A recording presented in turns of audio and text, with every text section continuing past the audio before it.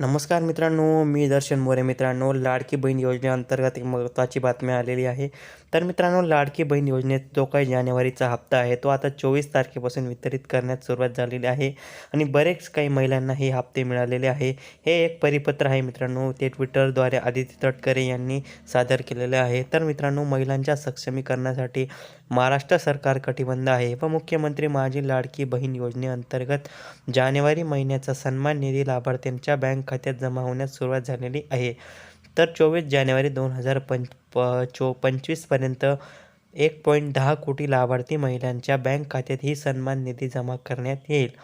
तर 26 जानेवारीपर्यंत सर्व महिलांच्या बँक खात्यात हे पैसे जमा होणार आहे. तर अशी माहिती मित्रांनो, महिला व बाल विकास मंत्री आदिती तटकरे यांनी त्यांच्या ट्विटरच्या माध्यमातून आमच्यापर्यंत ही माहिती पोहोचवलेली आहे.